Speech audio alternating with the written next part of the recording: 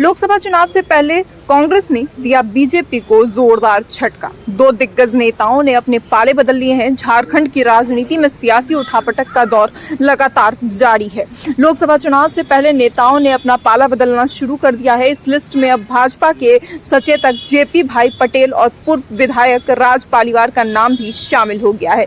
दोनों ही नेताओं ने भाजपा का साथ छोड़कर कांग्रेस का दामन थाम लिया है।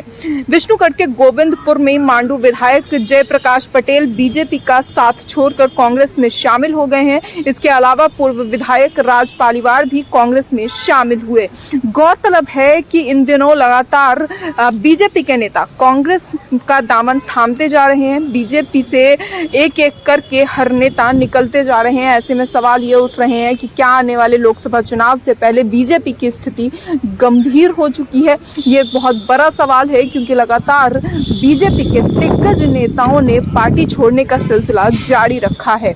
ऐसे में राजस्थान की बात कर लें, झारखंड हो या फिर अन्य राज्य, उन सभी जगहों से बीजेपी की पकड़ छूटती जा रही है।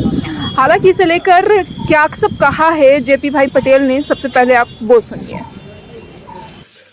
एक ऐसा, मैं किसी को आरोप नहीं लगा सकता, लेकिन ये सच्चाई है कि लास्ट 2019 के लोकसभा चुनाव में हमने ना सिर्फ भारतीय जनता पार्टी, समुचित झारखंड के एनडीए गठबंधन के 11 लोकसभा में हमने पूरा प्रचार किया और टेकलाल बाबू के जितने भी झारखंड में जानकार थे, उनके शुभेच्छु थे, अपने समाज के लोग, उनके चाहने वाले लोग के बीच में जाकर भारतीय जनता पार्टी को प्रचंड बहुमत दिलाने का काम किया था। और उनके अलाय दल आजसू का भी मैंने प्रचार किया। परिस्थिति कुछ ऐसी थी, हमें लगा कि कुछ हमें झारखंड के लिए, लोगों के लिए, और हमारे पिता टेकलाल महतो जो झारखंड आंदोलन के एक अग्रणी योद्धा थे, आज झारखंड की राजनीतिक पृष्ठभूमि को खोजा जाए, राजनीतिक चर्चाएं अगर चलेंगे झारखंड अगर राज्य के आंदोलन को, तो स्वर्गीय विनोद बिहारी महतो, शिबू सोरेन के बाद तीसरे ये में टेकलाल महतो जी का नाम था। और पूरे जो इलाके हैं, उत्तरी छोटा नागपुर, चाहे कोल्हान का हो, सभी जगह टेकलाल बाबू का अपना प्रभाव था।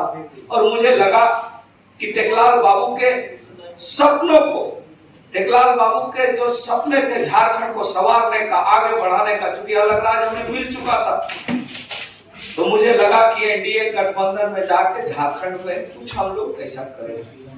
लेकिन परिस्थिति ऐसा लगा, जब मैं भारतीय जनता पार्टी में शामिल हुआ, तो हमारे जो पिता के जो सपने हैं, जो विचार है, मैं उस दल में नहीं पाया। और महागठबंधन का हमेशा मेरा पिताजी एक समर्थक रहे हैं। मुझे ये कहते हुए बहुत गर्व हो रहा है कि आज पूरे देश में जो इंडिया गठबंधन राहुल जी के नेतृत्व में दौड़ रहा है, वो 2024 में इसका रिजल्ट हम सब दिखाएंगे।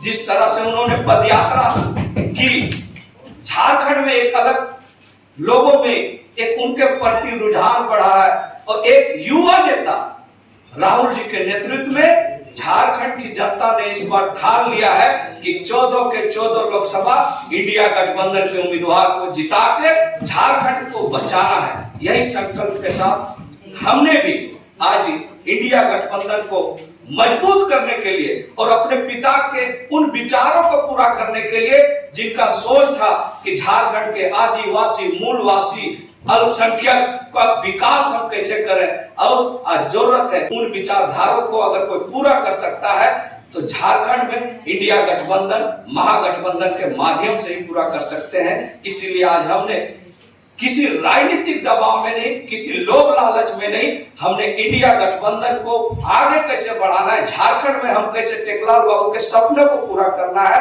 इसलिए खरगे साहब जैसे लोगों के जो सोच है उसको हम धरातल पर कैसे उतारें। आदरणीय हमारे जो देश की, जो हमारी राष्ट्र के अध्यक्षा जो रही है श्रीमती सोनिया गांधी जी, उनके सपनों को हम कैसे झारखंड बनाएंगे। इसलिए आज मैं तहे दिल से और अंतरात्मा से अपने पिता के सपनों को पूरा करने के लिए और झारखंड में इंडिया गठबंधन को मजबूत करने के लिए आज मैं इस कांग्रेस में शामिल हो रहा हूं। आप सबको बहुत बहुत जवाब, नमस्कार।